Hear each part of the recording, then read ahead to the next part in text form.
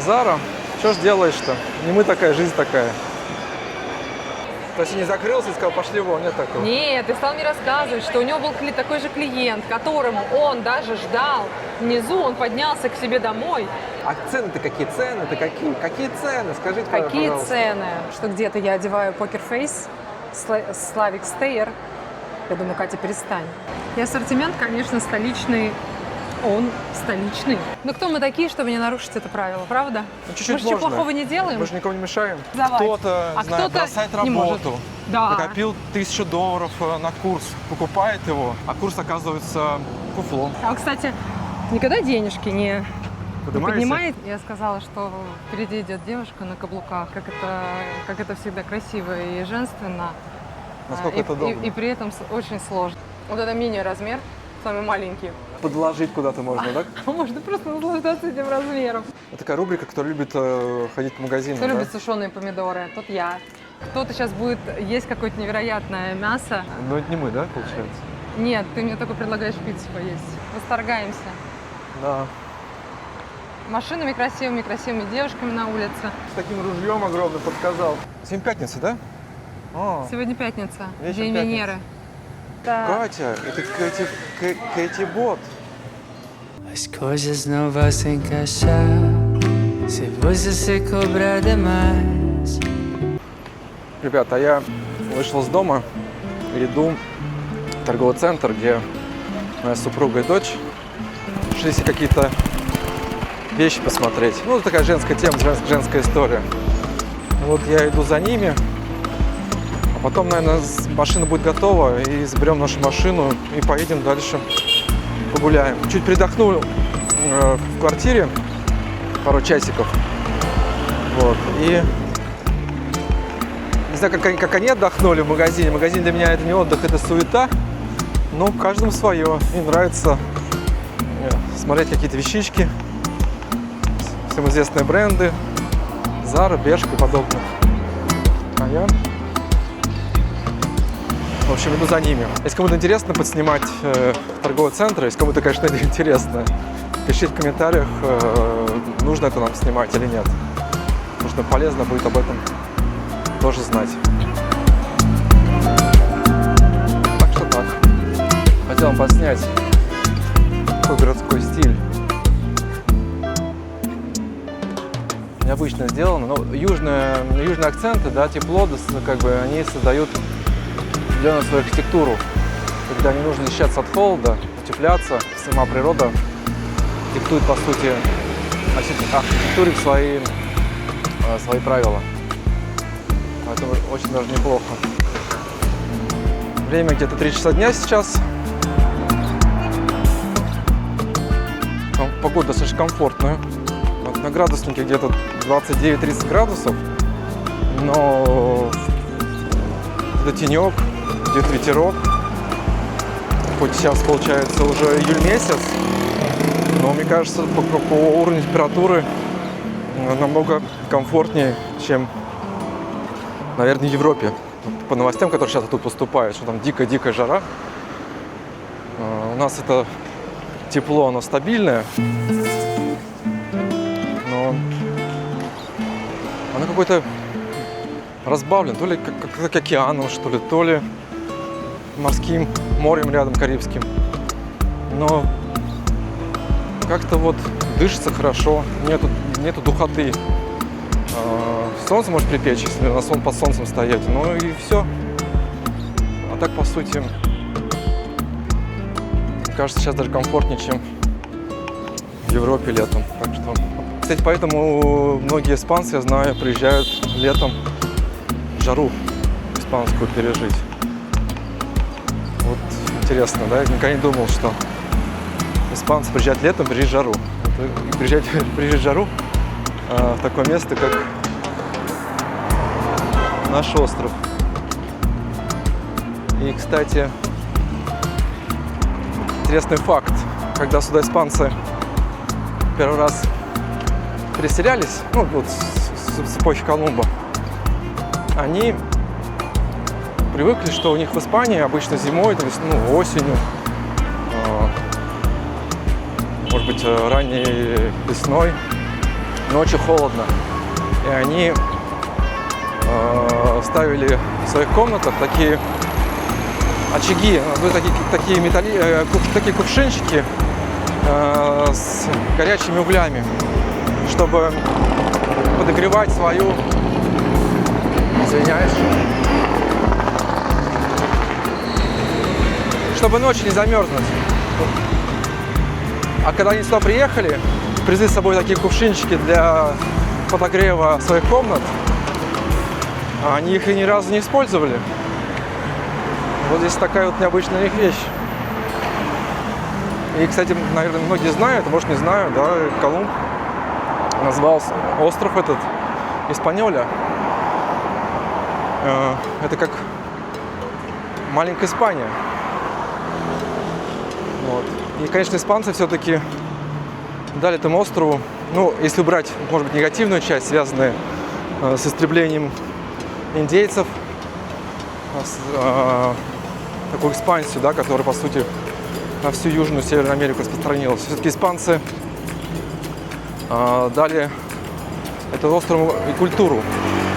Потому что есть регионы, где, не хочу их называть, не хочу страны повещать про эти, но где не так культура извне что-то добавила такое вот собранное и полезное, что ли. Хотя, опять же повторюсь, экспансия в Новый Свет, она для местного населения была катастрофической. Может быть, в каких-то будущих своих выпусках осветим эту тему, как шло покорение нашего острова здесь и как в целом в других местах Латинской Америки. Вот. Наверное, это участь, как вот кто играл в игру «Цивилизация», да, понимает, что более мощная, как бы, развитая цивилизация, она всегда порабощает часто слабые и менее развитые. Ну, такой курс политики, политической истории, мягко сказать. А я продолжаю идти, решил пешком пойти до конца, потому что с пробками это я бы сделал быстрее заметно, чем на Uber. Заодно наберу свои шаги, потому что мы с Катей ходим каждый день обычно 10 тысяч шагов плюс, мы уже говорили про это в прошлых видео. А когда куда-то приезжаешь, не всегда есть возможность это набрать. В целом набираешь, но не всегда бывает возможность. Вот интересное здание, необычной формы такой. Это, по-моему, компания Texaco, если не ошибаюсь, правильно сказал, занимающаяся нефтью, бензином. Ну, я знаю, заправки этой компании есть, а занимается ли нефтью так же, как Shell, допустим, я не могу вам точно сказать, но, скорее всего, занимается.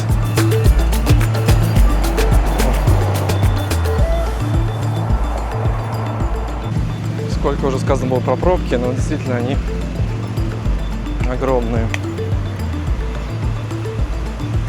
Ну, не так, чтобы, конечно, тяжело было ездить, да, все-таки ты постоишь, но не как из моего прошлого, когда пробка могла быть там, 1,5 часа, 2 часа.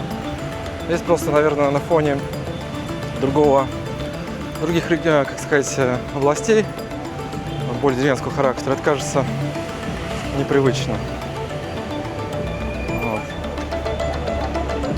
Подходим к торговому центру.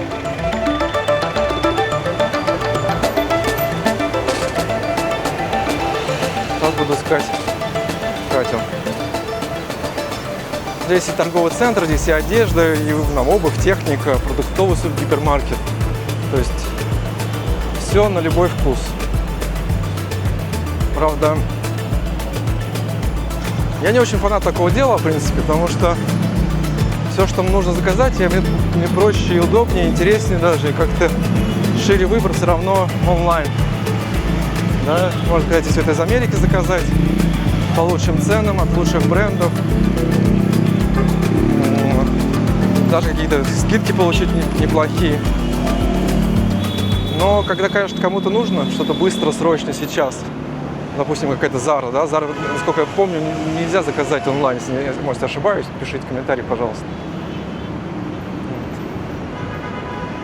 Вот. Площадь наша знакомая. Бренд автомобилей. Chevrolet, Suzuki, мотоциклы, Yamaha, Nissan. Такая улица Линкольна пестрит брендами, магазинами.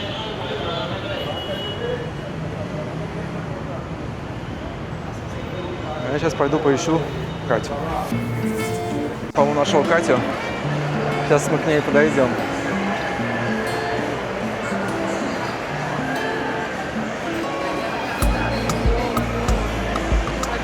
Кто здесь у нас сидит? Привет, блогер. Вы закончили? Что мы? Закончили? Нет, мы не закончили. Мы ждем. Поближе микрофон, чтобы не было. Он у меня. У меня пока вот мой. Мы ждем. Ждем, да? Ждем, да. Люди отдыхают, веселые, все в хорошем настроении. Вообще супер. Вообще все, что около Зары. Не устали, нет? Большой Зары. Все супер. Не все устали? хорошее настроение. Я устала. А подростки, молодежь вообще не устают. Они готовы. Может, кофейку хряпнем? Да, обязательно. Ну, там ей напишешь или мы как? Кафешка. Она готова. Дочь готова. Готова, да? Да. Люш, подходи, пожалуйста. Здесь просто мы кое-что купили. Зара, что ж делаешь-то? Не мы такая, жизнь такая. А что с таксистом тоже было? В общем, с таксистом была очень интересная ситуация. Такси вызвала дочь, и у нее нет сети. Нету сотовой связи. И мы начинаем нервничать, потому что для того, чтобы воспользоваться Uber, надо сказать код. Кода нет. Мы начинаем судорожно там перезагружать телефон, он перезагружается, но не открывается приложение. И он говорит: да расслабьтесь, транкила, все хорошо. Берет телефон, говорит: давайте я помогу. А я ему говорю: слушайте, время-то идет, я говорю, надо что-то делать. И вот мы возились с этим телефоном, мне кажется, прошло минут 5. И имея определенный багаж опыта, я понимаю, что, наверное, в другой стране у меня бы, не знаю, уже была бы тонна стресса. И я ему говорю: слушай, а можешь заказ отменить, и я тебе наличными оплачу? Он говорит: да, конечно. В итоге он рассказал, что сейчас проблема у телефонной компании, произошла какая-то авария и так далее. Да.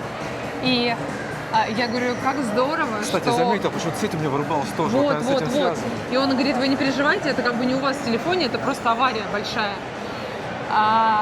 И в итоге мы поехали, еще долго ехали, болтали с ним на испанском. И я ему говорю: слушай, как здорово, что вот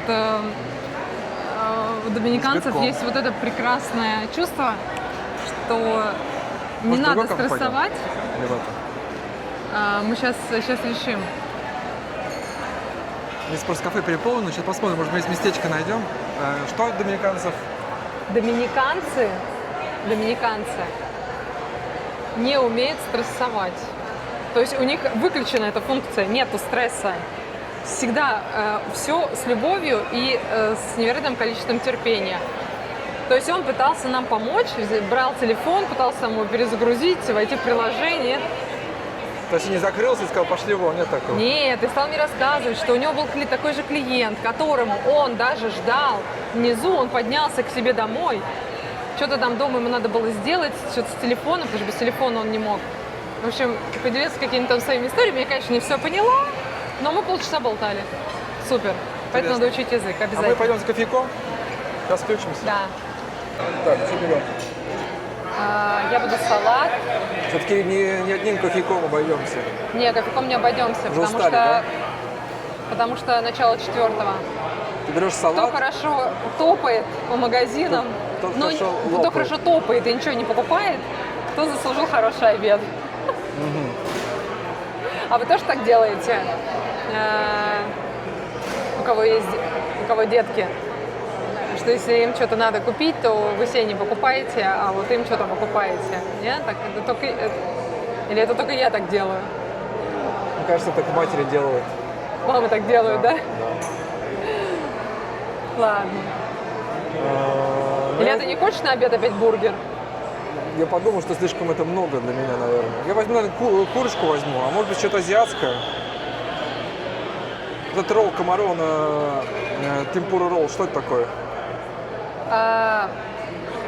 Камарон темпура ролл – это креветка, авокадо и, сальса. и соус анкила. Я не знаю, что это такое. Вкусно, не пробовал? Надо спросить у переводчика, что это. Ну, Это на что-то вкусное, наверное. Он еще есть хумус, да, с гуакамоле? Хумус. Это анциула. Что такое анциула? Спроси у переводчика, в итоге спроси сразу о ХПТ. У GPT лучше знает, что это такое. Не, может возьму как бы курицу по-неаполитански. Салат там, травы, помидоры, О, это моцарелла. вкусно. Это вкусно. Маш де юка. Юка, да, которую Это возьму. который мы еще не ели. Мы ели мангу, а юку еще не показывали. Юку показывали вчера в магазине в виде хлеба. И кофе возьму один, наверное, да? Сальса де анкила. Анкила – это угорь. Какой-то из бедный соуса, что-то сальса. Как можно сделать сальсу из угря? Это очень интересно. Ну ладно, закажем сейчас. Камарон темпура ролл. Un кафе американо. Дос. И лимонад И una limonada de fresa. фреса. Limón con menta. Con menta, ok, con menta. Limonada con menta. Sì, sì, sì. Con fresa. ¿No? Algo con fresa. Viene solo la fresa. ¿Usted cree que le agrega limón? Fresa con limón. Fresa con limón, sí. Sí. Sì. Una sola mestizada, camarón tempura arroz, 2 cafés americanos, limonada con menta y fresa con limón. No, solo un fresa y limón. Un jugo, fresa con limón. Esto es jugo, no es limonada. Tengo una limonada con menta, que es del caballero. Y Ты jugo хочешь, de ты хочешь, fresa. я хочу один напиток, я не хочу два. А я хочу один. Solo con menta. Sin. La de fresa no va. Un solo jugo. Sí. Я не Gracias. хочу просто два напитка. Зачем? Я не хочу два пить. Ждем.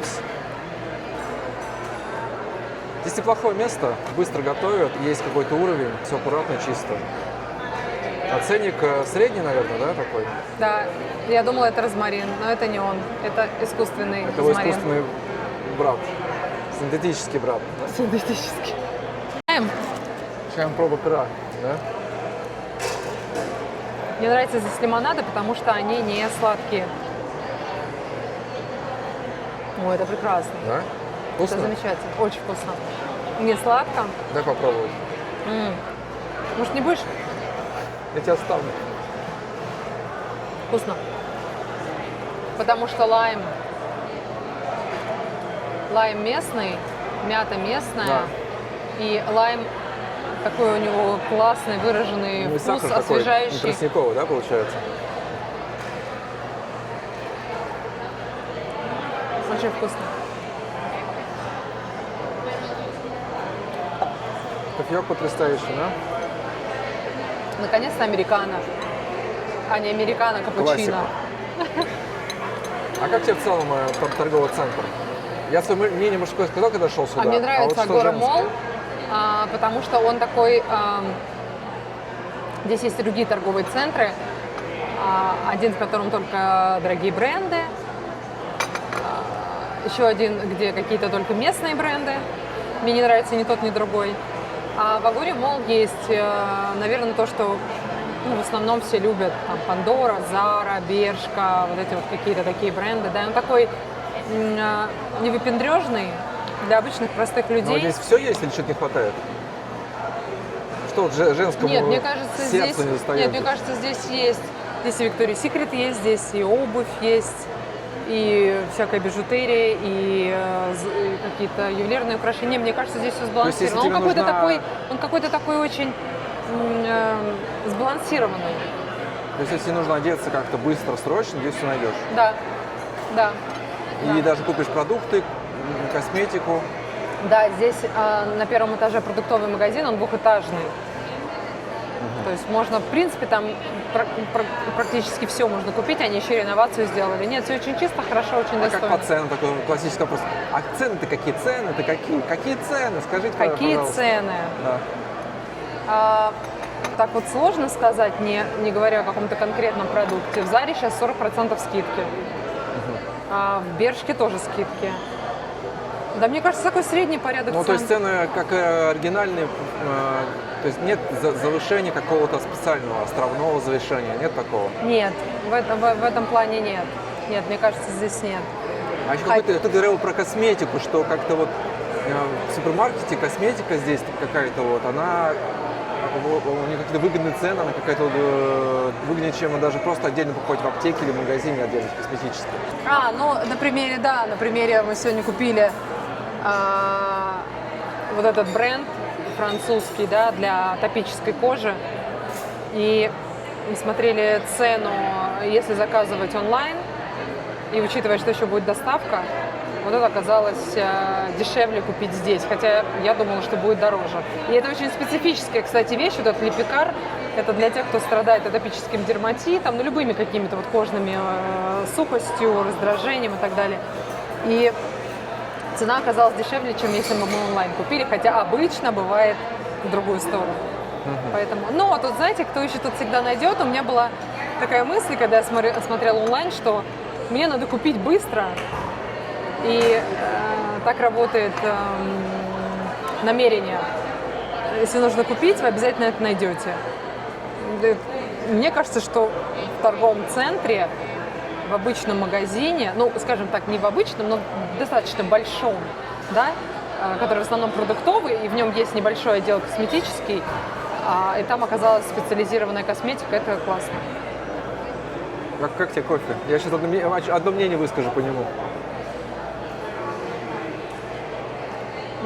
Напоминает почему-то первое ощущение, как будто один раз в жизни я пила кофе, сваренное на песке по-турецки в аэропорту. По-моему, это был Внуково аэропорт, и я первый раз летела в Сочи.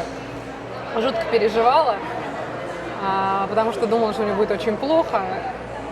И вот там варили кофе по-турецки, и вот что-то первое ощущение, как будто это кофе по-турецки.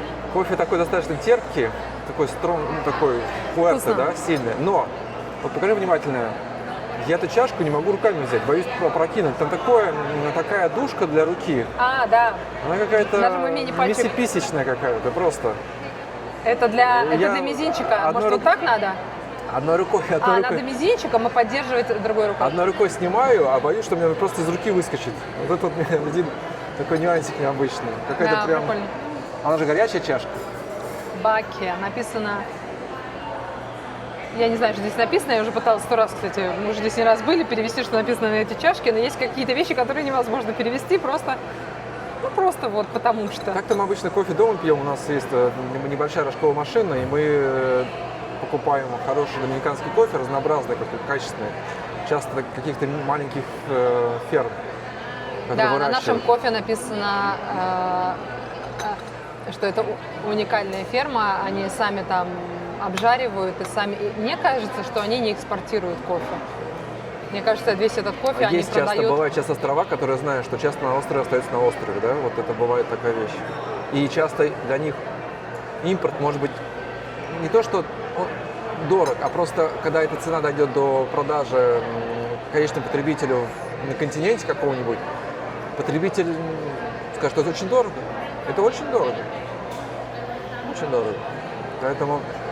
Но нам нравится дома готовить кофе, и машинка в этом плане спасает. Кафе и где-то не дома мы, в принципе, достаточно не часто пьем кофе, если куда-то выезжаем, и вот есть потребность сделать паузу, остановиться. Вот интересно, кто-то так же, как и я, пьет кофе именно из-за вкуса кофе, а не из-за его бодрящего эффекта. У меня просто и так очень много энергии, И обычно от кофе у меня такой У Кати переизбыток. два состояния. Переизбыток Она может энергии. начать искры пускать в хорошем смысле слова, но может начать искры пускать уже кого-то конкретного. Поэтому Кого-то конкретного, да? могу? ее характер может усилить действие кофе. И я обычно Но говорю, мне Катя, тебе нравится. точно нужно две чашки? Да, Может, я одной не пью достаточно?» кофе для того, чтобы взбодриться. То есть мы его не пьем с утра. Нет просто в этом необходимости. Не пьем натощак, Вот хочется именно вкус кофе. Причем очень интересно, лет до 30, наверное, 3 мы кофе не пили вообще. Абсолютно. То есть я помню, что у нас был какой-то дома чай, ну, как у всех, да, зеленый, черный. Мы как-то не придавали значения, тогда вообще особенно в этом не разбирались, на какой-то там такой чай или такой чай. А потом к нам на работу пришла девушка, которая принесла с собой кофемашину капсульную и пила кофе. И просто с невероятной скоростью кофе ворвался в нашу жизнь, и мы стали пить кофе. Ты помнишь этот момент? Это было очень интересно. Кофе, наверное, по уровню как табак, наверное. То Ну есть нет, не попроще. было никакого у нас никакой ритуальности, не было дома кофе, мы вообще не пили кофе. И тут просто одномоментно, хопа, и ты начинаешь пить кофе. Я считаю, мне кажется, капсульная машина немножко зло, потому что такая вещь такая, она очень проста к использованию, и человек на автомате хочет просто за сам процесс. Ставил капсулу, кнопочка готова. Ставил капсулу, кнопочка готова. Даже этот момент. Вообще говорят, что курильщики иногда им сложно бросить, потому что идет такой хватательный рефлекс. Они пачку достают, там пачка этих сигарет, и идет какая-то вот такая вот ассоциация там. Да, но вот чисто что касается меня, я абсолютно не пью кофе для того, чтобы получить бодрящий эффект. То есть у меня сверх даже этого эффекта, ввиду того, что вот я просто сама такой человек огненный. Мне нравится вкус. Мне нравится вкус кофе. Но мы так не договаривались, целую что миску с чем-то, что да? это будет для одного человека. Что это такое? Кстати, я забыла, что в прошлый раз здесь была такая же история с рисом. Ложка была такая же, и объем был такой же. Это салат, салатные листья, сыр козий и орешки карамелизированные, и какая-то заправка. Слушайте, ну это можно 3 ребят накормить, посмотрите. Это обеда-ужин. Мне очень нравится, когда говорят обеда-ужин. То есть пообедал и ужинать уже не надо. Это все для зожников, да, подходит? Да, это для зожников, для полузожников. А у меня такие скромные роллы. Я бы не сказала, что они скромные, очень даже, Ну, очень если даже презентабельные. кто-то скажет, ой, по сравнению с какими-то там известными брендами, кто делает такие вещи, это Самое главное, что здесь ерунда. соус из угря. Вот надо потом будет загуглить, как они это делают. Может, с вашего позволения сделаем паузу на Всем, перекус. кто обеда-ужинает, приятного аппетита. Приятного аппетита. Еще вспомнил момент про таксиста, про которого я рассказывала. Он не то что взял наш телефон и начал сам пытаться зайти в приложение, чтобы мы могли ввести код.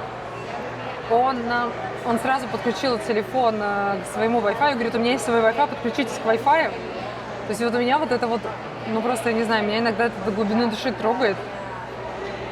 Может быть, где-то это в каких-то странах это норма, но вот меня вот прям это... Я в этот момент чувствую такую какую-то сопричастность, любовь к острову и к людям. И я готова испытывать этот дискомфорт там, с языком, потому что я все равно не могу быструю речь распознать и тотально там, перевести. Но вот эти моменты, они просто как такие вспышки. Каждый какой-то контакт с совершенно незнакомым человеком, который мне пытается искренне помочь, я вижу, что он не нервничает, не бесится, не думает про деньги, не думает, что мы уже простояли там 3-5 минут. А он хочет, чтобы мы поехали туда, куда мы поехали. Поэтому я, когда сказала ему, закрывай заказ, я плачу наличными, я оплатила значительно ему больше, чем это стоило, если бы мы платили безнал. Потому что, я не знаю, мне кажется, это бесценно. И не знаю, меня трогает до глубины души. Как здесь по цене такси? Оно доступно здесь? Вот, Мне кажется, что очень доступно. И в столице, и там, где мы живем, нет проблем вообще. И всегда все очень комфортно. Uber средняя очень поездка хорошо. в долларах какая примерно? Средняя поездка в долларах – это, наверное, около $3. Такая небольшая. Около 3-5 долларов, в зависимости от, конечно, километража. Но всегда все очень комфортно. У меня не было ни разу ни одной ситуации, такой вот какой-то прям, чтобы я подумала, нет, я больше вот как-то не буду, не хочу, или что-то мне не нравится. Нет, все было прекрасно всегда. И еще таксист сказал очень интересную вещь. Мы немножко говорили про, как-то ушли в тему проблем у людей. И он сказал, ты знаешь, у всех есть проблемы. И у богатых людей тоже очень много проблем. Но наша задача людей, если у тебя что-то происходит, он сказал этот глагол, не переносите это на других. Если сегодня что-то случилось, и ты коммуницируешь с другим человеком, ты не имеешь права с ним общаться, исходя из вот этой твоей ситуации. Да? Это не повод для того, чтобы как-то вести себя некорректно и так далее. И мне кажется, это очень-очень важно. То есть здесь богатство не зависит от финансового состояния. До того, как уехать на остров, я очень много читала про Доминикану. И в одной статье было написано, что доминиканец считает себя счастливым по праву рождения на острове. Я думаю, что это значит очень много. Не деньги, не возможности, не перспективы, а именно та среда, в которой они рождаются, та культура, в которой они живут, те смыслы, которые они закладывают в жизнь, и их семья, их большие семьи, это то, чему, мне кажется, что может быть очень большим примером для многих людей. Потому что сегодня люди за успешный успех, за какие-то, не знаю, невероятные достижения, и в процессе мы очень много теряем. Они же в мелочах находят очень много смысла. Поэтому, мне кажется, я постоянно здесь учусь у них. Их богатство – это человеческие отношения. Богатство – это человеческие отношения, это быть открытым, дружелюбным человеком, они другими не могут быть. И поэтому, когда я ловлю себя, что где-то я одеваю покерфейс, Slavic Stare, я думаю, Катя, перестань. Перестань, здесь так нельзя. Ты забыла. Нужно быстренько одеть улыбку. И уже выработалась привычка всегда говорить «здравствуйте, как дела?», прощаться, здороваться абсолютно со всеми. Даже сегодня Илья поздоровался на улице с парочкой. Она показала, что они туристы, и они тоже что-то шли, общались и что-то обсуждали, и Илья с ними поздоровался. А они, мне кажется, удивились, потому что они не привыкли, да? А так, в принципе, если вы где-то поздороваетесь, просто даже на улице с вами тоже поздороваются в ответ. То есть здесь нет границ личного пространства для нет границ. Тепла и какой-то приветствия и диалога. Да. Мы закончили трапезу. Зайчик сойдет.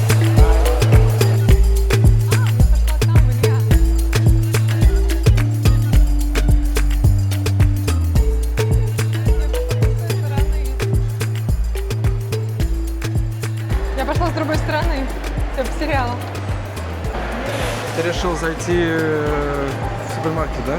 Да, мы решили зайти в супермаркет. Мне нравится, что он двухэтажный. И, в принципе, здесь все есть. И ассортимент, конечно, столичный. Он столичный. А что ты хотел купить? А я хотела себе купить резинку для волос. Ну, ничего особенного. Ань, а может, ты нас подождешь, и мы сейчас придем? Тогда надо вот это оставить, Илья. Си.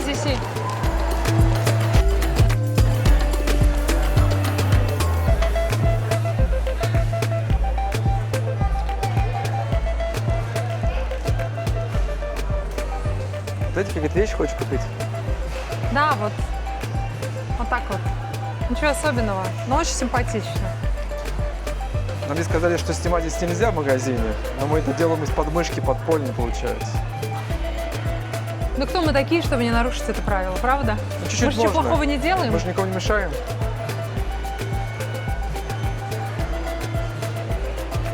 Снимаем из Достаточно. себя в основном. Все, да? Да, все. Хочу себе купить какую-нибудь штуку для лица.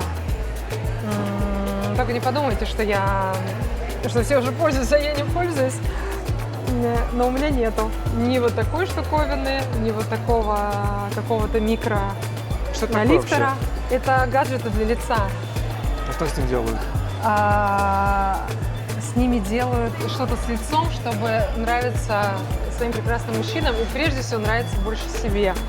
Только вот я думаю, есть какой-то карандаш для поднятия, да, для лифтинга, есть какая-то вот такая штуковина, а есть просто роллер. Вообще роллер. Но мне понравилось, что это немецкая. Немецкая разве, да? Да. Сам производитель из Германии, а дистрибьютор Майами. Слушайте, ну это классно. А немцы щепетильные. Это электрическая штука, да? Роллер здесь просто крутится. Механическая. И ты водишь, да, и работаешь с контуром то есть его не лица. надо проверять, да? Он сразу пошел. Да, а это какой-то увлажнитель, освежитель лица. В общем, надо выбрать. Ну, это не моя тема, я не собираюсь. Ну, вообще прикольно. Выбирай. Сейчас что-нибудь купим.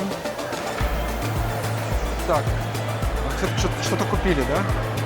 Мы купили Неожиданный прибор для лица, да? массажер для лица. 6 в одном функции. То есть в одном. Интересно, как это будет выглядеть. То есть мы немножко с шопоголиками поработали. Мы немножко поработали, да. Ну, видите, куда-то вести мне. Туда.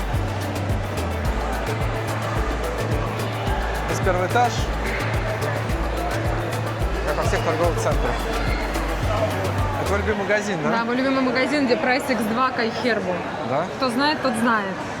Поэтому захожу чисто посмотреть что-то такое новенькое и что-то подержать в руках, потому что когда заказываешь онлайн, основная проблема в том, что ты не можешь это подержать в руках. Хочется баночку покрутить или как-то Пощупать. да. А тут захожу, щупаю и потом покупаю онлайн. Я думаю, многие так делают. А я, кстати, тебе говорил, что я не фанат офлайн-магазинов, потому что можно выбрать все онлайн по лучшим ценам, лучшим брендам, да? Да, абсолютно. Ну вот мы на воле, да? Выскочили из магазина.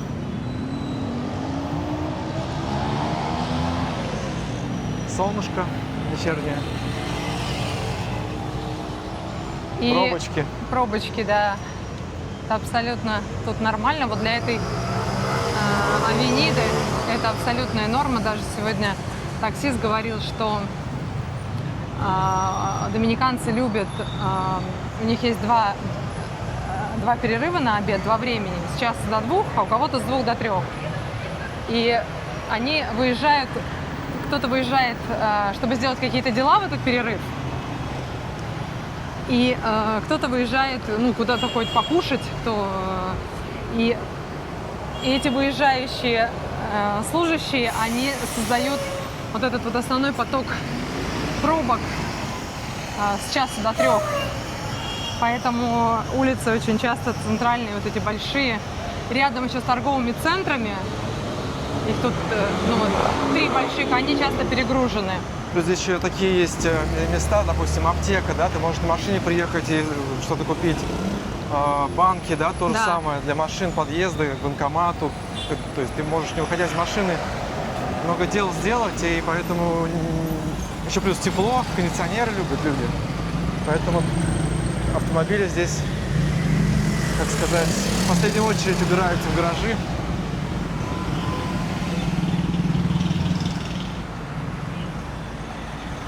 Сейчас мы свой дождь проводим до дома, а сами поедем в сервис за машиной. Что-то они нам не пишут, не звонят. Наверное, Есть, сегодня не отдадут. Надеюсь, там ничего серьезного нету. Я хотел бы сегодня забрать, чтобы завтра не быть в состоянии Но какого-то сегодня она тебе ожидания. не нужна, Ну, а завтра уже уезжать а надо же. завтра уезжать. Поэтому хотелось бы сегодня.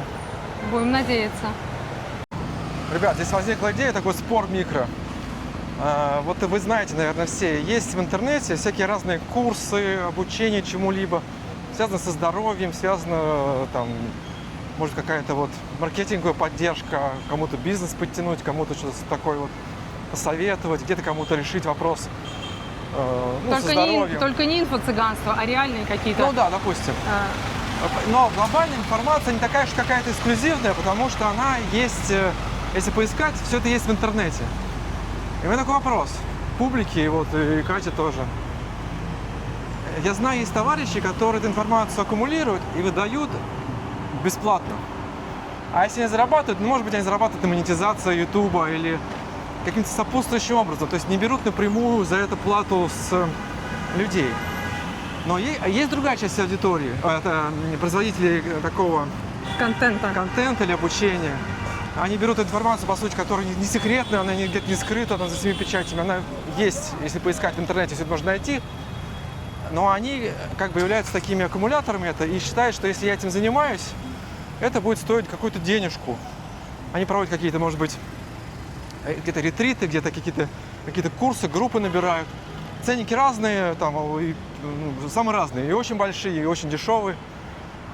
Мое мнение, оно, кажется, может быть такое очень, как сказать, Специфическое?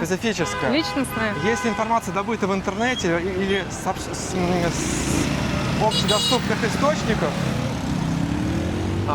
то, быть может, нельзя как бы за это деньги брать. Может быть, стоит все-таки, если вы как-то хотите заработать, это как должно быть напрямую от...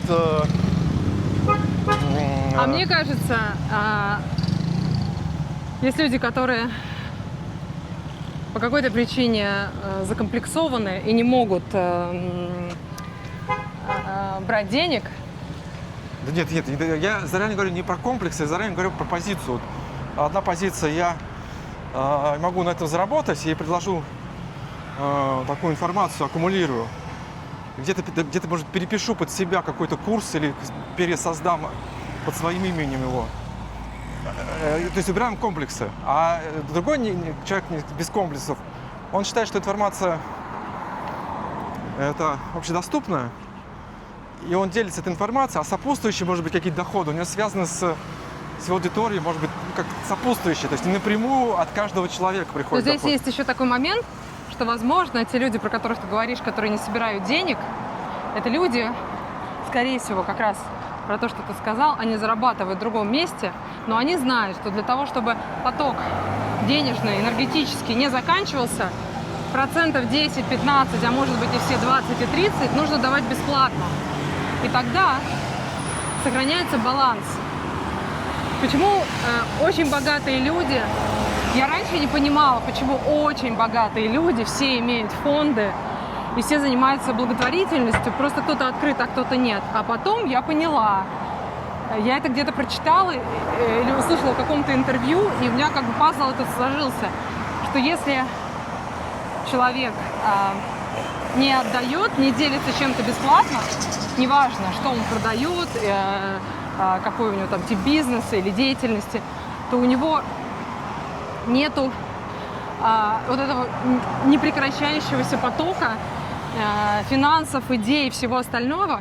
И поэтому, возможно, эти люди просто немножко по-другому понимают, как это все работает. Видят какие-то в этом другие смыслы и другие подходы имеют.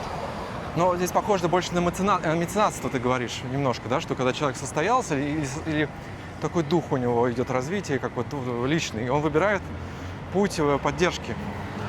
И да, и нет. Просто есть, мне кажется, еще люди, которые немножко более просветленные, скажем так, да, и их работа строится не только на том, чтобы все, что они создают, продавать, но и делиться с людьми. И они это безвозмездно делают. Вообще это очень интересная еще тема. такой вопрос тогда. Быть может, нужно указывать тогда, условно, тем людям, которые перевыпускают какие-то общую информацию, которая доступна в широкой публике, в интернете, они это аккумулируют.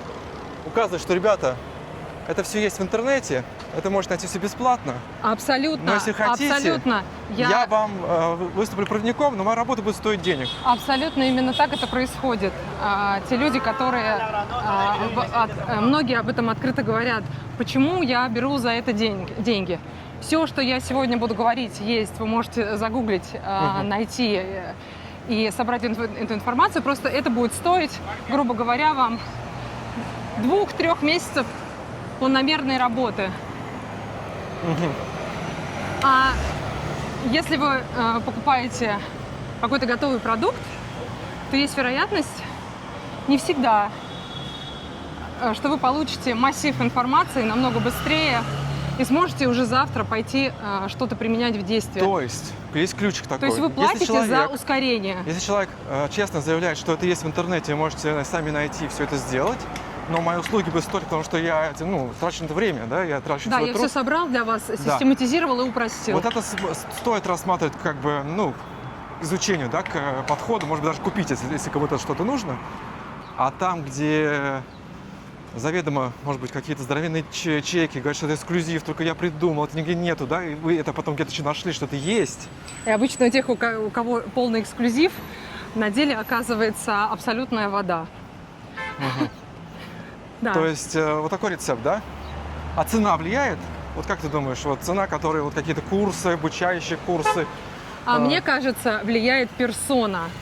Если вы человеку доверяете, видите в нем какую-то искренность, какую-то наполненность, вот это служение этой идеи, о которой он говорит, о которой он вещает, то вот этот момент доверия играет роль, а не вопрос цены. Даже вот взять, например, меня. Подожди, я перебью, извиняюсь, прошу прощения.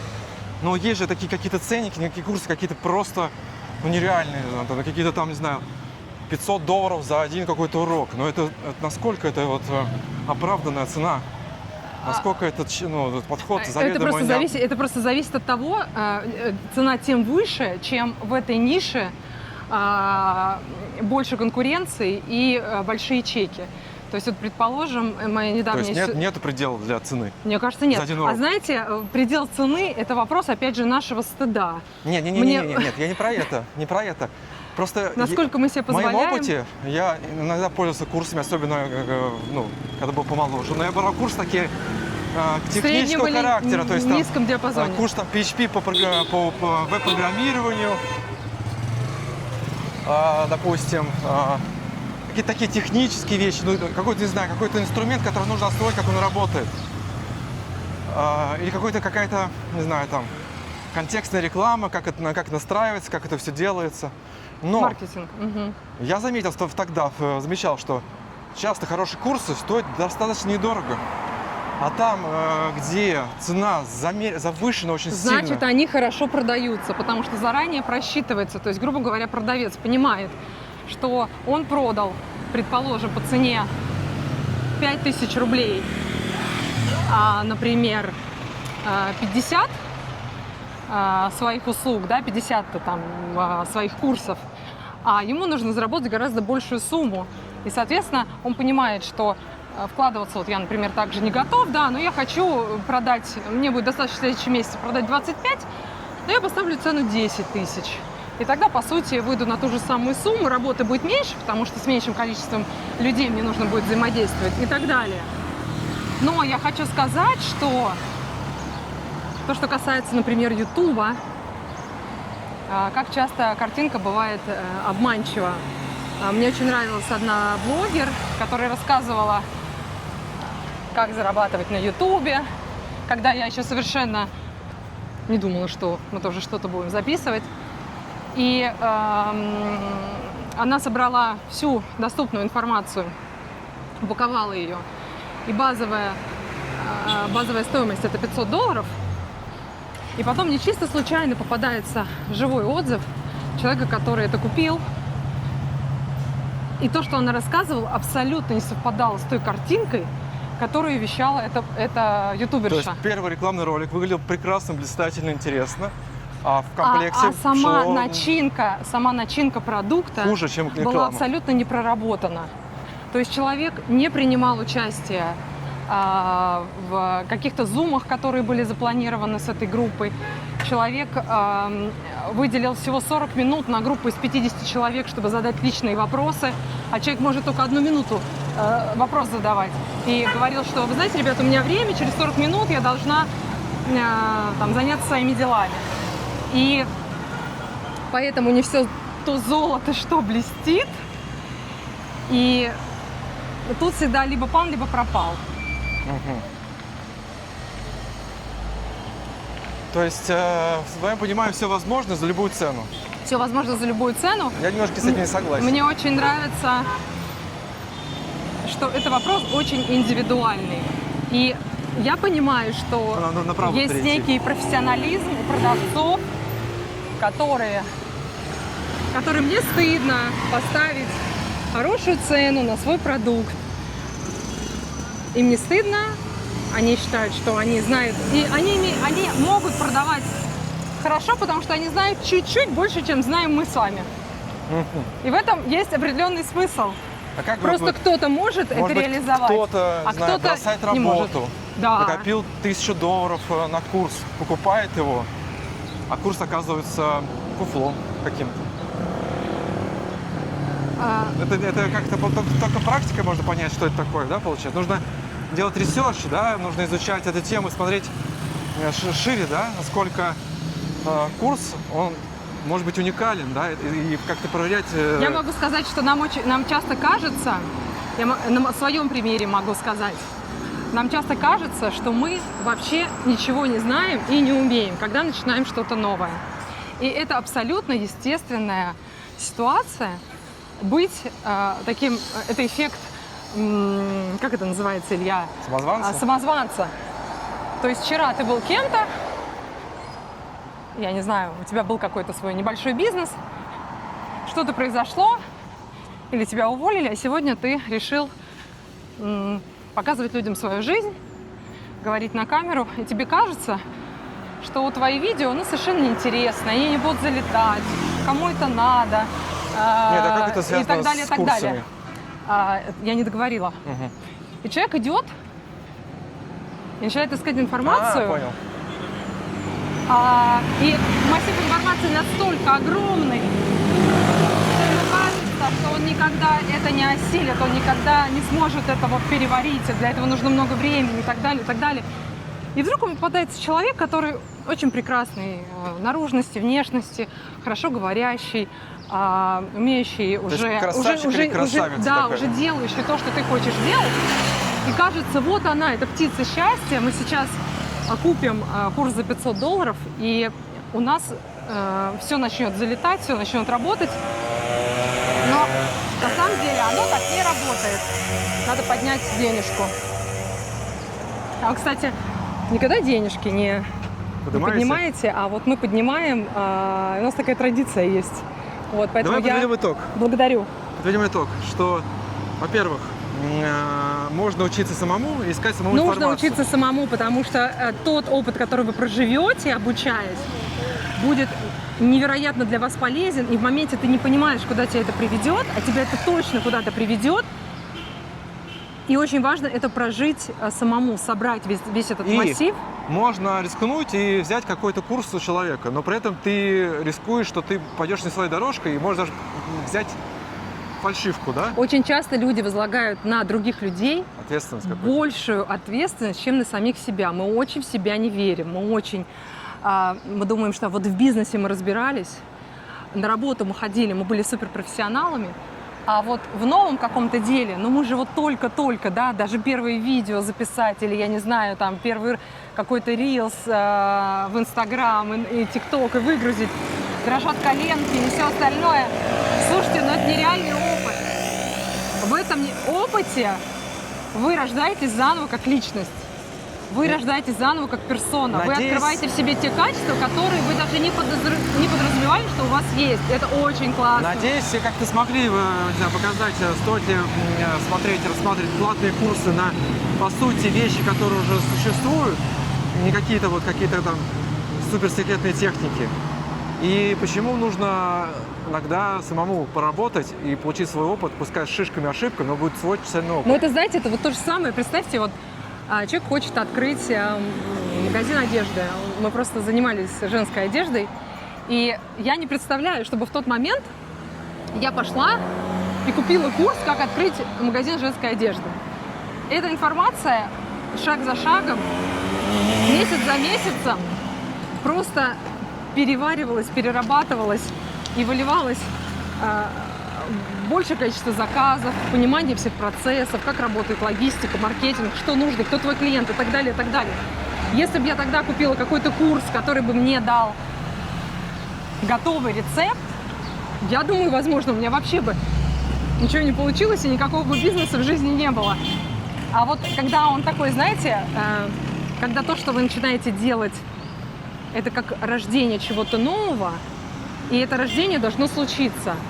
И для этого рождения нужно время. Вот в этом, мне кажется, самый основной смысл. Так, а мы И пришли. иметь терпение. А мы пришли. Эти темы будут продолжать. где? Возможно, мы не все копнули до Где конца, нужно? не все раскрыли. Но мы чем-то поделились. Постараемся сделать более компактно. До связи. Да. И вечер хотим завершить. Нет, мы хотим сказать своих планов. Мы решили себя побаловать. Опять мы хвастаемся, наверное, да? Нет, мы просто пришли домой. делимся. Пришла мысль в голову, а не сделать нам массаж. Мы давно-давно не делали массаж. Нам очень нравится именно тайский. И нам нравится тайский массаж. Я с легкой руки зашел в Google карты и сразу нашел прекрасное место с хорошими отзывами Аделянт, прямо. по массажу тайскому. Что, кстати, здесь раньше не особо практиковалось, здесь как бы тайского массажа практически не было, да? А там работают филиппинки. Вот, поэтому мы месте. решили, что как не побаловать себя в такой день совместным тайским массажем.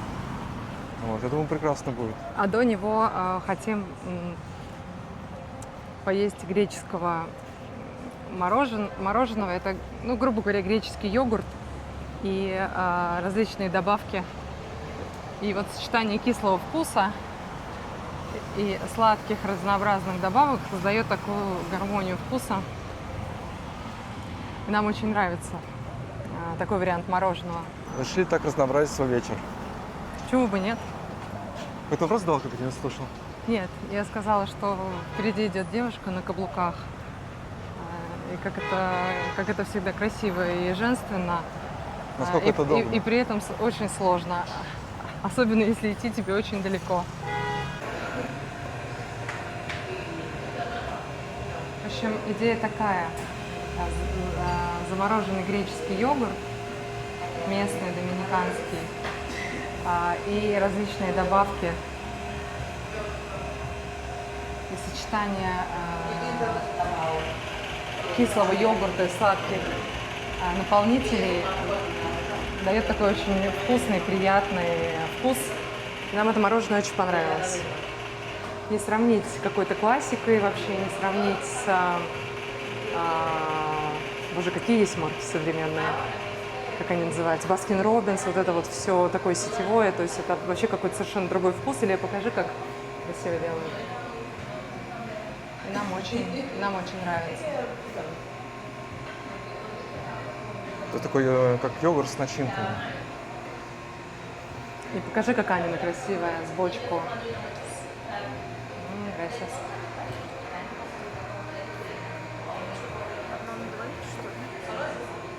Solo es así. Вот это мини-размер, самый маленький. И это уже мы научены опытом, потому что средний это очень большой даже на двоих. В общем, смысл очень простой. Греческий йогурт, любые добавки, которые вы хотите.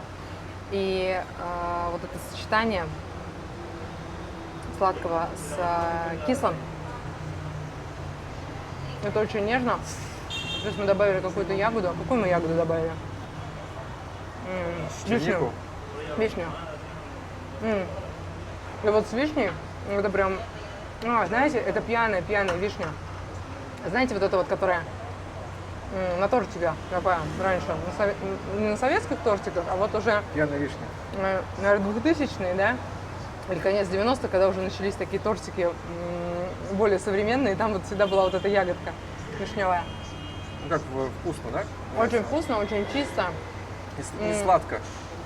Нет, не сладко, все очень тает, и я думаю, что сейчас придется мне вот так вот делать. Это, кстати, вкуснее. Вообще, мне кажется, когда стоит- ешь некрасиво, это всегда очень вкусно. Это стоит своих денег. Да. 2 мороженых, 700 песо. Это где-то 12 долларов. Да. Прекрасно, очень вкусно.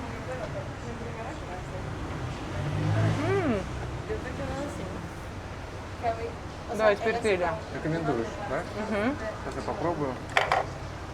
Что это такое? Я его раньше пробовал. Лучше с ягодой, где ягода. Сейчас мы Ване еще попробуем. Ой, а у меня же есть и своя ложечка. А где моя ложечка? Нам дали 2 ложечки, да? 2 мороженых, 2 ложечки. Ну, да, Куда эти взять? не сладкие. Не сладкая. Да. Аня, тебе сладко? Вот этот маленький микробизнес, который доминиканцы подсмотрели у греков, которые сейчас по всему миру открывают сеть таких кафе мороженых, они здесь, наверное, привлекли какого-то человека, который прекрасно раскрасил стены. И мне очень нравится в левом нижнем углу то, что они написали: «Дуновение Греции, ласка Италии и улыбка Доминикана». То есть они взяли, получается, греческую идею, добавили ласку Италии, потому что итальянское мороженое считается, мне кажется, одной из самых лучших в мире. И то, чем славится Доминикана, это улыбка. Мне кажется, это прекрасно. Не просто взять какую-то идею и реализовать, а дать ей какое-то новое прочтение, исходя из того, как ты видишь свою страну. А как ты Поэтому считаешь? желаем искренне, чтобы они развивались. И вот, мне кажется, здесь сидит владелица.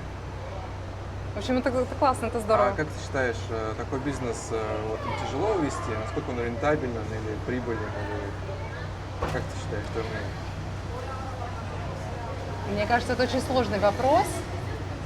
Наверное, это очень здорово, очень такой душевный, он теплый, потому что кормить людей – это мастерство, и неважно чем. Но я думаю, что такие места растут только тогда, когда есть сеть. То есть они реинвестируют в бизнес, в открытие новых точек, для того, чтобы потом в каждой точке приносила какую-то свою выручку. А с одной точки, наверное, нет. Но идея прекрасна. А сама ты бы такой открыл бизнес? А я, имея свой личный опыт ведения бизнеса, и почему-то для себя закрыла тему еды и считаю, что хочу быть лишь потребителем, не хочу быть внутри, потому что продукты портятся, есть сроки хранения, есть своя какая-то спецификация, очень сложная кухня. Хотя кажется, ничего сложного. Стоят агрегаты, 2 агрегата, которые из йогурта делают мороженое. И просто начинки. И 3 варианта подачи вы можете съесть вот в такой форме, в виде рожка или в виде специального такого стеклянного стаканчика на ходу. Но мне кажется, что почему-то, наверное, люди вот открывают такие бизнесы для души больше. И хватает ли им потом хватки приложить свои бизнесовые возможности для того, чтобы сделать из этого, например, доминиканскую сеть и конкурировать например, с другим брендом, который тоже здесь продает это мороженое. Но тема достаточно популярна здесь. Тема интересная, потому что в жарких странах прохладительные напитки, мороженое – это то, что людям позволяет как-то немножко снять вот это вот ощущение жары, влажности и немножко вот окунуться в другую атмосферу. Поэтому... А тема какая немножко такая обновленная, немножко даже уникальная, не типичное мороженое, вроде как бы мороженое, какое-то оно греческое, йогурт с начинками, какая-то такая новая тема немножко, да, поэтому какое-то обновление этой сферы. Да, я не знаю, откуда из какого года это пошло из Греции, но мне нравится, что они вот именно сюда И здесь и Грецию упомянули, и Италию упомянули, потому что люди, которые были в Италии и пробовали мороженое, действительно могут понять вкус хорошего, качественного мороженого. Но при этом доминиканская, то есть вас встретит девушка с доминиканской улыбкой, с доминиканской подачей, и это, мне кажется, в этом есть какой-то вот как свой... потребитель рекомендуешь, как предприниматель не всем подходит. Да, Итог такой. да, я думаю, что это бизнес для души, который сложно повторяем и работает классно только когда это большая сеть. Принято.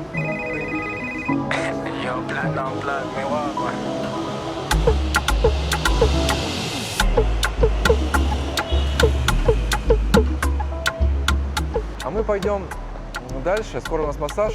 Нам нужно снять денежку в банкомате, потому что Потому что если вы платите наличными, то это плюс 7%. вот в таких местах, да, к сожалению. Поэтому решили снять наличку, платить наличкой, чтобы сэкономить. Я сказала, платим наличными, когда платим по карте.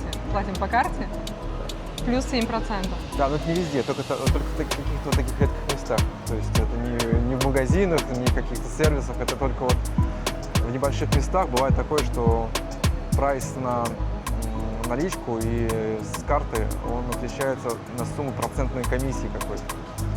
Вот поэтому сейчас пойдем поищем банкомат, купим водички на вечер и поедем на массаж. Это гастрономический такой рай. Гастрономический рай.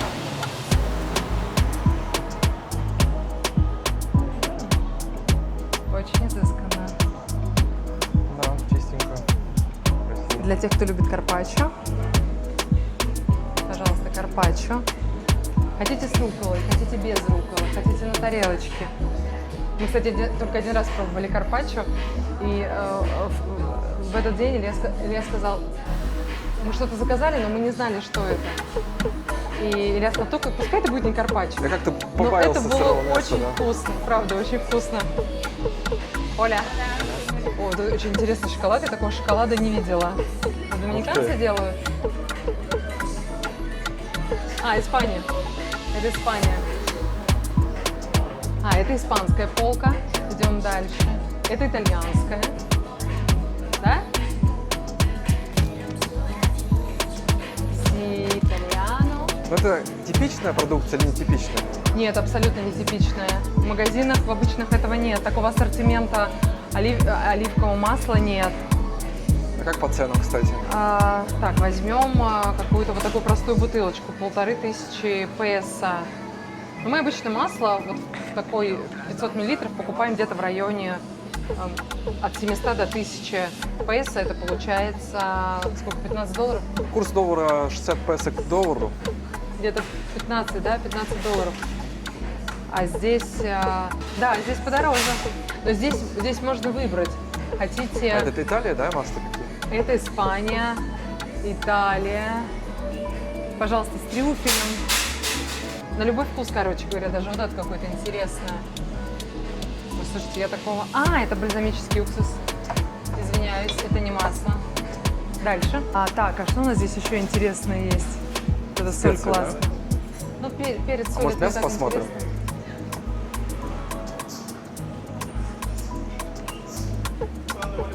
А это особенная любовь, потому что можно качать руки, можно есть, Можно даже можно куда-то просто наслаждаться этим, подложить куда-то можно, да? можно просто наслаждаться этим размером. Слушайте, ну как это не любить? Это не любить надо, это надо обожать. Вы, кстати, любите авокадо? Я обожаю. А может, здесь что-то на ужин посмотреть, нет? Для любителей больших и жирных оливок, фаршированных перцем, красным перцем, пожалуйста. С инжиром? Инжир. Кстати, я никогда не ела оливки с фиником внутри. С фиником? Да ладно. Слушайте, вот это оригинально. Датель, да, это финик. Слушайте, смотрите. А зрители спросят, сколько стоит это? Нет, цена не указана? Нет, цена не указана. Но я думаю, достаточно. А сыры есть, да? То есть сейчас даже с белыми грибами есть сыр. Белые грибы, халапеньо, выдержанный 12 месяцев, орегано и мед. Молодцы. Есть козий, да? Вот. Козий. И вот нарезка пошла. Дорогой, хороший хамон. Сразу видно, что это дорогой, хороший, качественный хамон. Но ценник не висит, да? Очень красивое дерево, еще такое антуражное. Все, надо что-то купить. Неудобно так походить, поснимать и ничего не купить. А там что думала, какие-то салатики в холодильнике? Да, здесь овощи, фрукты, ничего такого особенного. А здесь какие-то всякие тоже итальянские печенюшки. Ну, я не смотрю здесь.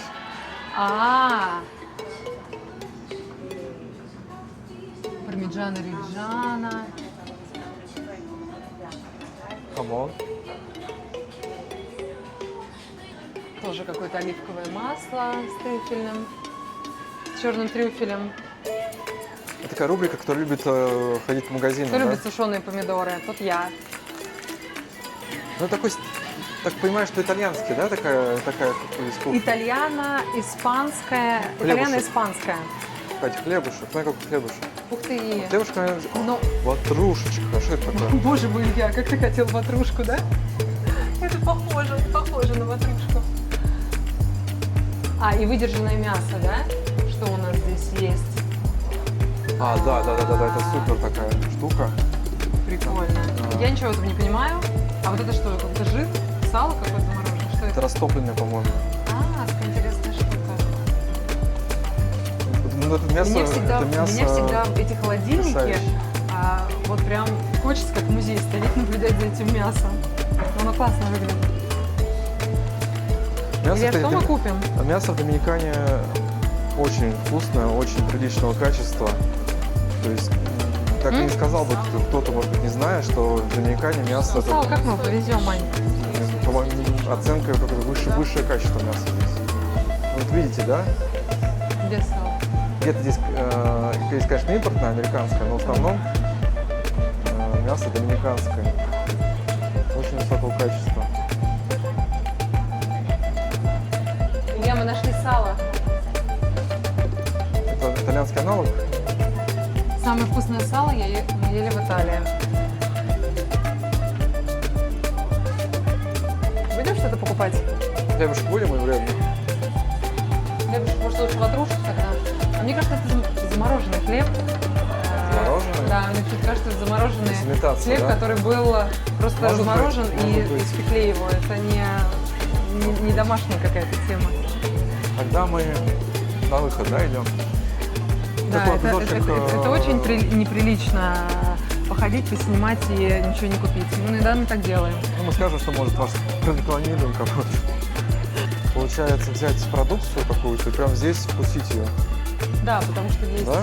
Кофеек, наверное, можно сделать. Потому что есть пирожные, есть какие-то эмпанады. Это торт Баха, да, какой-то? Пирожный. Это красный вельвет, скорее всего. Забавно. Вот кофемашина стоит, вот, да, кофеек. Очень чистый, очень светлый. У них, мне очень нравится в этой сети, что это, наверное, это для москвичей, сразу такая аналогия, это азбука вкуса. Азбука вкуса только по-доминикански. А, это не кофеек, это... Это сухофрукты, мед, кофе. Вот такой кофе кофе есть. мы тоже иногда пьем. А, кстати, сравнить цены. Вот мы такой кофе знаем. Он так, по-моему, так и стоит в гипермаркетах, этот бренд. А здесь... 660, 680 песо. Ну, А так он стоит так же 600. стоит. Так же стоит 600. это один из И, брендов. пожалуйста, чай. американских. Чай. Чай не местный. Фламинговый. Не местный. А вот кофе этот вот в синей пачке голубой, это доминиканский, красный. И их еще достаточное количество видов. Этот кофе поесть хороший. Ну и знаменитая лавакса. Многие пьют только лаваксу. И это не подделка, а оригинал. Все. Все, мы идем на выход. На этом мы заканчиваем. Спасибо Мороженое, этому прекрасному мороженое месту. тоже есть, да? А, как интересно, кстати, какое мороженое. В виде Таких, такого куб. пенопластовых. Как это прикольно. И потом этой коробочкой можно пользоваться, Они да? же посмотрите, что такое. И потом этой коробочкой можно дальше пользоваться. Замораживать еще. Прикольно. Катечка, садись на скутер, поехали. Мне идет.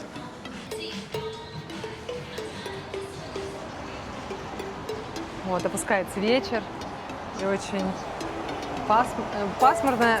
И уже так дышится немножко полегче.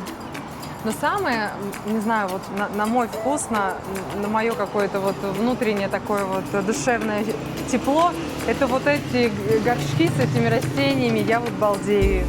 Каждый раз балдею. И хочется вот трогать, смотреть.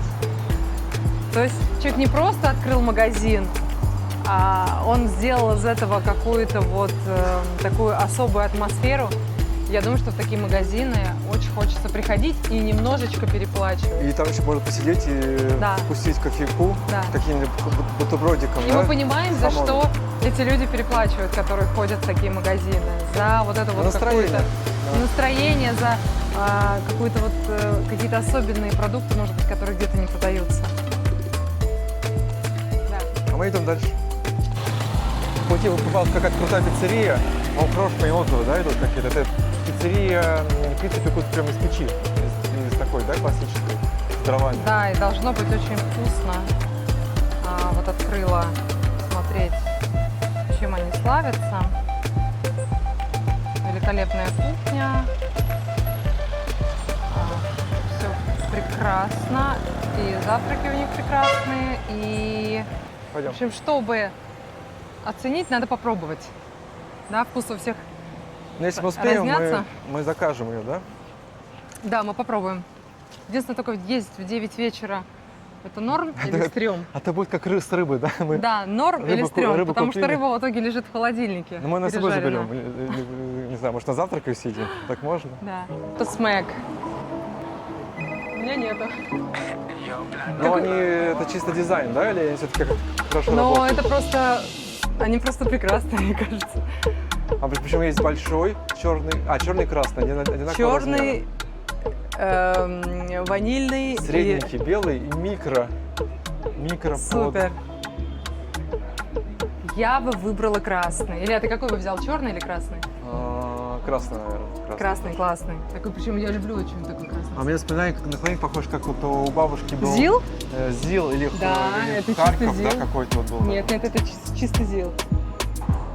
Да. А у кого-то еще есть, наверное, Зила, да? Ну, слушай, конечно. Нет, Зил, по-моему, уже современный был. Вот Харьков, по-моему, не ошибаюсь.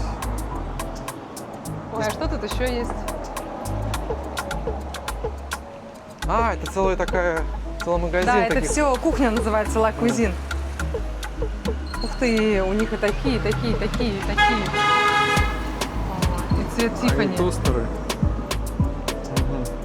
Прикольно. Ой, это кофеварка. Кофемашины. Это что, кофемолка, да? Кофемолка и И кофемашина. для тех, кто любит печь. Вообще, что-то вот какая-то прелесть есть в этом бренде. Да? Какое-то оно такое вот Теплое. и по цветовой гамме, и они какие-то такие все пухляши. И вот эта вот форма такая нежная какая-то, вот она прям хочется такой холодильник. Да. Шли. И мы услышали какой-то невероятный аромат. Унюхали. Илья унюхал, я услышала. Кто-то сейчас будет есть какое-то невероятное мясо. Но это не мы, да, получается? Нет, ты мне только предлагаешь пиццу поесть. На мясо не хватает, да? Я вот и не знаю, что прям вот, может, после массажа мы раскошелимся на мясо. Но аромат просто, какие-то овощи и какой-то просто вот фантастический аромат мяса на гриле. Это очень-очень вкусно. И прямо так идешь, и нос идет в сторону мяса. В сторону пиццы не шел нос. Да, он как-то тащит обратно, да? Да. Хочет развернуться, но у нас Да. планы. Надо сейчас посмотреть, что это за место. А вот как бы... Такое ощущение, что это... Это Volvo, кстати, машина Это стоит. Вольво, да? Да. Но вот для меня, я все-таки женщина, и для меня это вот из той же серии, что и смэк. Да, вот это такая пухляшесть, такая вот как и цвет такой здесь прекрасный. целый такой подиум. А, вон еще одна машина стоит. А, И здесь ее не видно. аккуратно. Нам, кстати, налево, кстати. В банкомат надо зайти. А вот это А что вот здесь, за подожди, марка? актрисы такие. Ух ты. Это мы, привет. А это? Это Porsche. Porsche. Это, к Прикольно. слову, об острове, да, что сахарный тростник. Илья, смотри, я увидела тебя. Это ты? Да? Да. А в руках держу какого-то Малыша. малыша, да. Ух ты. А это? Это что тоже за марка? Volvo, тоже Volvo. Такая Да, классная. красивая. А это к тому, что здесь раньше машины-то были, ну и такие, то есть здесь автотранспорт, он не новинка 20 века. Особенно вот то стеклышко. Так что, Восторгаемся. да.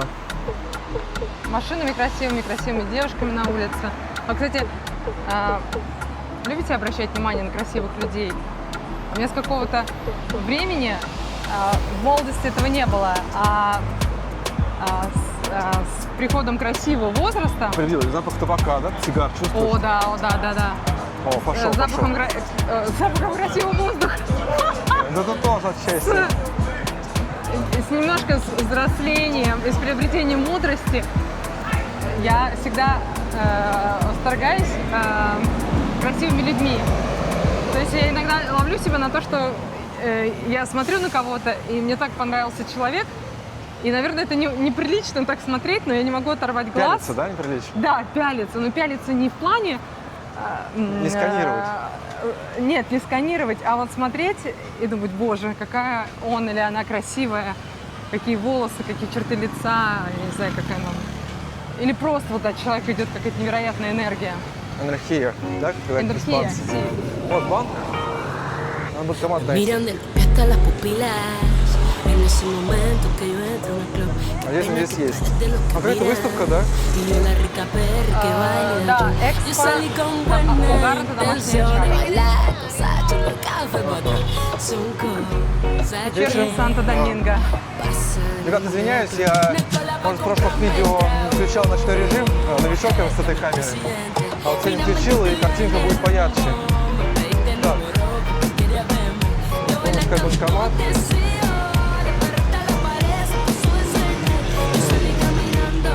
Нет, это не здесь, это основной вход банка. Вот там еще есть какая-то банка такая. Обычно они по бокам находятся, да?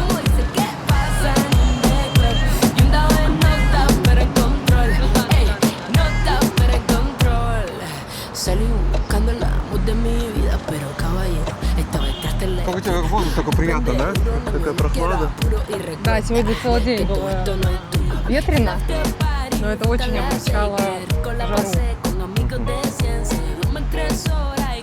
Это паркинг. Да. Ну, если как бы есть автобанк, то мы без машины. Ладно, сейчас мы выключаемся, из-за балкона отойдем, потому что мы спешим уже на массаж. Включимся попозже. Автоматы, но они как бы для автомобилей, но нам тоже подойдут. О, прикольно, я никогда так еще не снимала деньги. Так.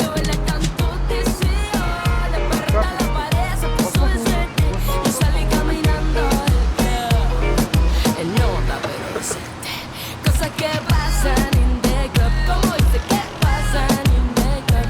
Yo andaba en nota, pero en control. И никого кроме нас. Pero en control.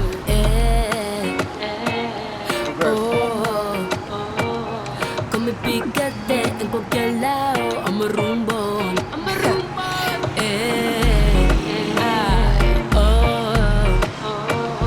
Dame la clave, con eso mismo yo la formo. Mami, FOMO. No es cola pa' comprarme el trago. Спасибо этому прекрасному банкомату. Нам прекрасный мужчина-охранник с таким ружьем огромным подсказал. Она заряжена? А давай придем на эту дорогу, на эту сторону, и закажем Uber. Так, аккуратно. Заряженное ружье? Надо спросить. Я не знаю, как Можно его патроны. снять, мне интересно. Я не знаю, как патроны. Как Патроны? спросить?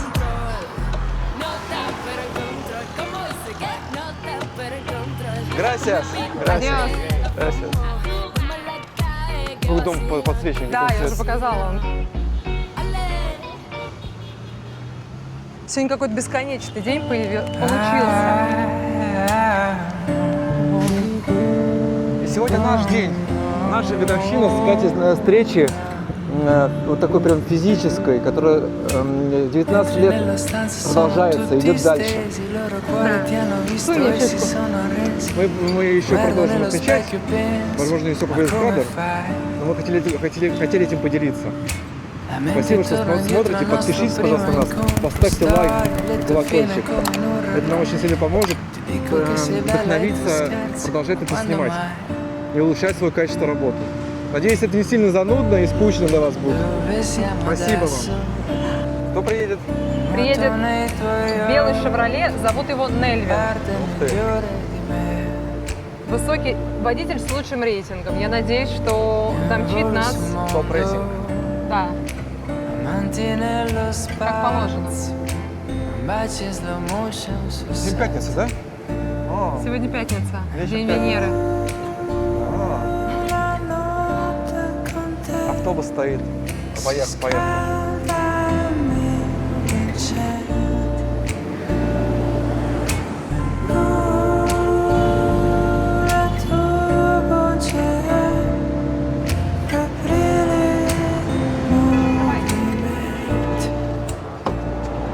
Оля, Оля.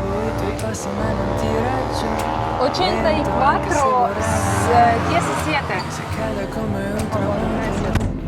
Sei il primo bacio che non puoi scordare. E quando tra Come? di noi la tensione sale, basta Sì. il tuo sorriso per dimenticare. Mi servono parole quando siamo Adios. più e te. А, вот массаж, да?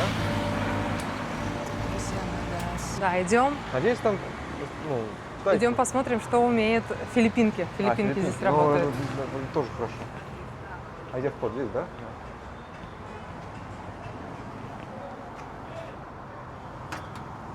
Открывается? Но. Оля. Она.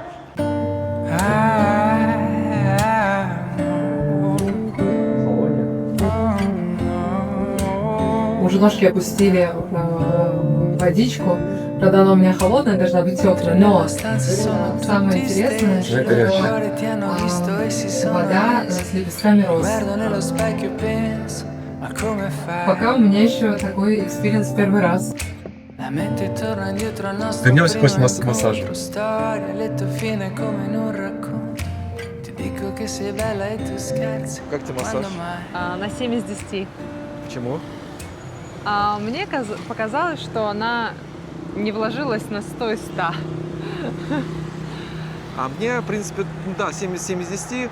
А в Доминикане мы первый раз на тайском массаже. Да, но вот учитывая, что первый раз, тогда 10 из 10. Ну, в смысле, не первый раз вообще, а в целом в Доминикане вот здесь только он появился, наверное, да, такой вот.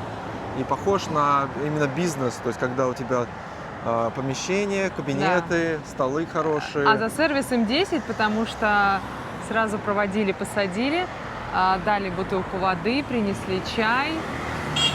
Чай мы выпили, и все по классике, как должно быть, и чисто.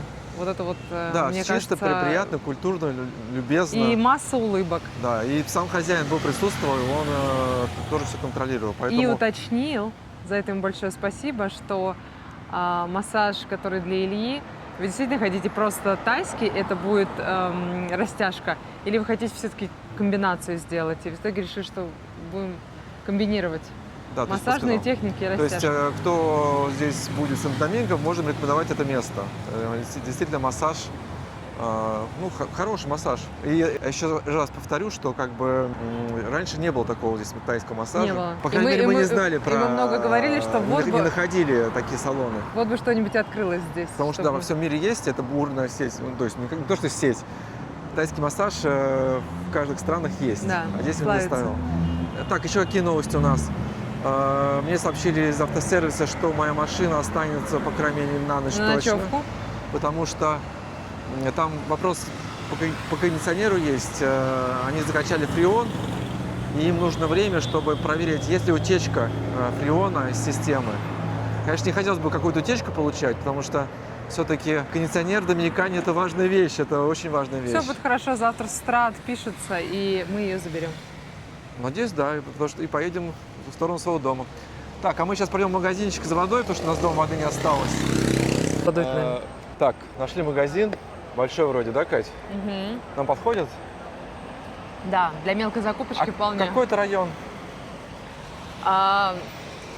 Какой-то Белла Виста. Что-то Безопасный, такое. Ну, вроде такой себе. Приходится сверяться с картами районов. Да, потому что... Я вот думаю, надо воду допить. Где, наверное, магазин, да, своей открытый? Выпивай.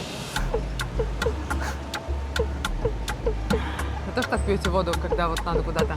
Все время такие моменты вспоминаю аэропорт. Здесь вроде ни разу, но если спрашивают, что вы какой-то с собой товар приносите, какой-то вы что-то такое, вроде нет проблем. Поэтому... Привычка. Привычка? Я практически выпила, да. Vamos.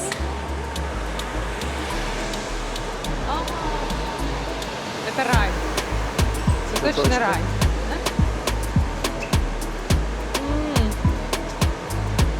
Ну все, за водой пошли. Да.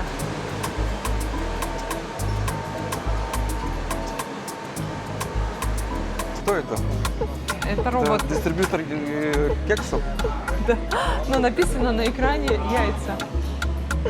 Яйца? Ну, Да. продают какие-то эти Да, это кексики. кексики. Это вы это- Катя, это Кэти Бот. Привет. Он хочет мне рассказать, как найти продукты, которые мне нужны в этом магазине. Какие? Окей. Продуктос. Кафе.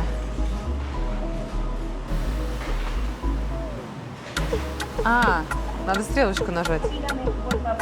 Мы идем, он нам за покажет ним? кофе. Да. Пошли. Пойдем, милый. Куда идти? Показывай. А может, ты мешаешь, да, нет? Или сам запутался? Ты запутался? Давай тогда ты за мной иди.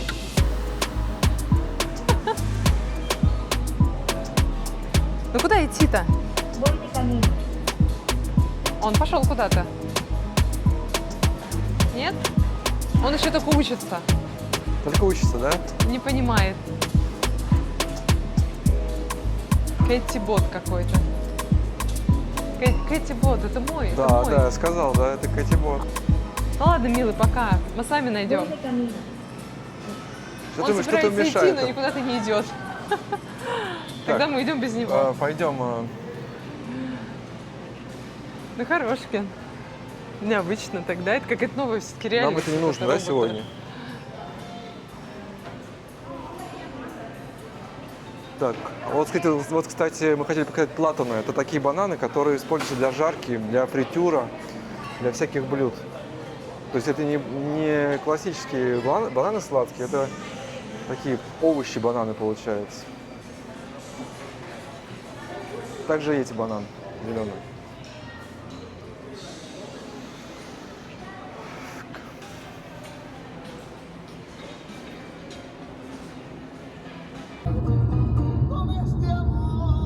Это песня про любовь. Dia de nuvens no céu, trânsito do lado do chão, preso numa água cheia, na concha fugindo do som. Já à beira de sumir, afundo na maré que vem. O motorista me sorri e viver parece simples, dia para ser feliz. Tirando tempo só pra amor, é casa que perde piso. Ouvindo fim preto branco, e as nuvens a passar no céu flutuar. As coisas não vão se encaixar se você se cobrar demais. Deixe não se enganar, que assim vai dar. Então quando a coisa aperta e tudo estiver bom triste, lembre o que ele diz. Viver parece simples, dia para ser feliz. Tirando tempo só pro amor, é canção que reprise, ouvinte filme preto branco e as nuvens a passar. Eu não sei flutuar.